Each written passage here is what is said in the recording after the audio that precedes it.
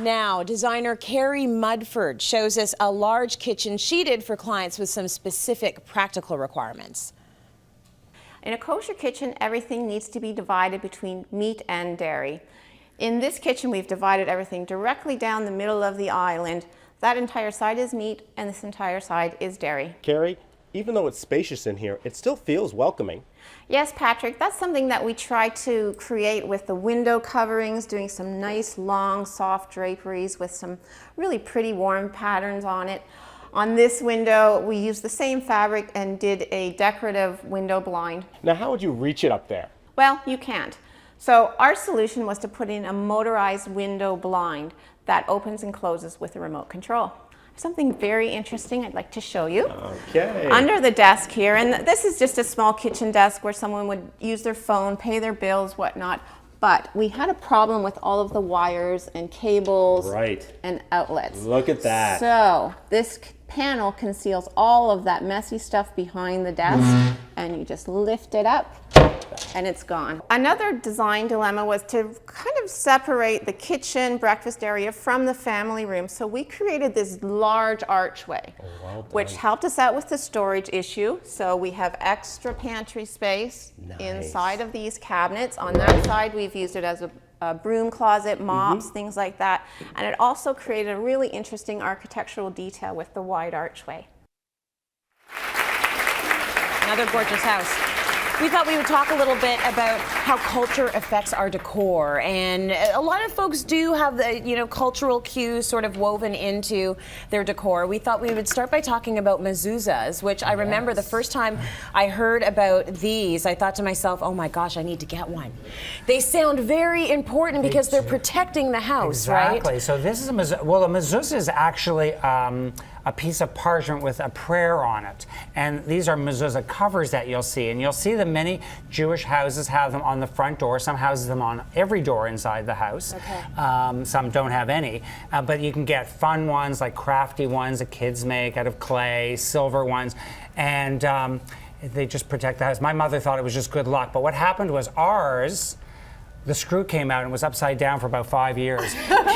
It didn't matter. I know. We said, Mom, we think you should put that right side up. She said, listen, I've had good luck for 5 years. Don't touch it. But they can be quite pretty. There's some really decorative ones in glass and silver. Yes. And it just shows your faith and it protects the house. And so many more different options is a really good point than there used nice to be. Nice housewarming gifts for people, too.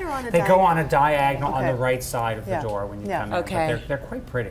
They are. Big thank you to William Ashley for those ones there. Let's talk a little bit about some feng shui. Some feng shui. A little bit about we're going to talk about, which is really the Chinese culture's belief that you can bring good fortune to your house with how you position things. It's a complicated process. I believe that. There are a lot of things that are logical when you really start to look at it and decipher it, and a lot of things that make sense. But we can't get into all the details. But I'm just going to tell you the things that resonate with me and that are easy to do. One thing is that there's a lot of symbolism. So birds are really symbolic in feng shui. They talk about inspiration and sort of a sense of calm. That's all a lot of what it's about, is a sense of calm. Yeah. So I brought in some beautiful bird wallpaper. That's an easy way to bring that into your house. Something that has a kind of bird motif. We have just tip that up for us, and we can give them we have an image of it in action as well, if you want to see that too. Okay, so we have a picture. Yeah, there we go. So it's just light and airy and pretty. So that's one of the easiest ways to bring in that bird motif. Yeah. Another thing as well is water. Water is a key feature. It's again about it's supposed to, I think, create a sense of calm and a sense of abundance, which we like that word. So one way you can do it is reflecting pools in your yard. A lot of people bring in little ponds inside and little waterfalls, but if that's too much work, you can just have a beautiful reflecting pool outside. Here's a great shot we have of one that we featured in the magazine. Beautiful. And the thing that's so great about them is that they muffle the sounds of the city. So I love having a pond of some sort in the city. The other thing is crystals. And we've brought in a few examples of easy ways to bring in crystals.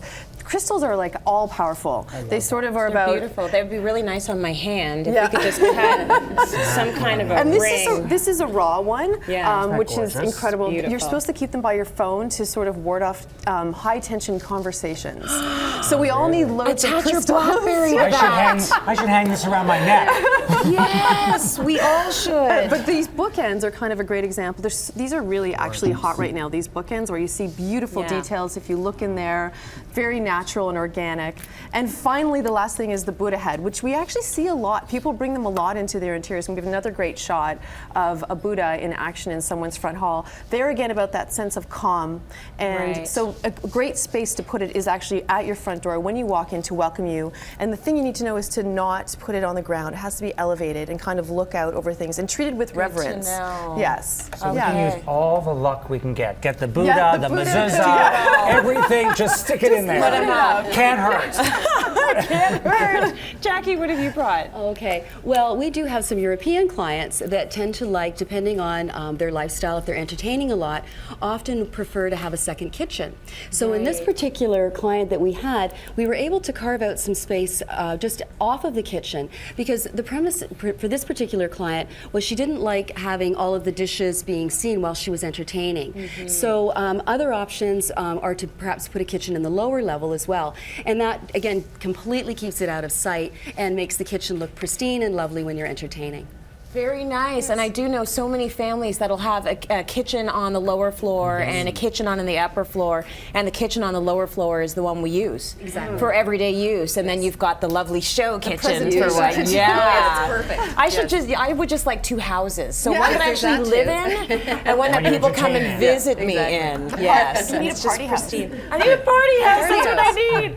All right, let's go to break. We've got more coming.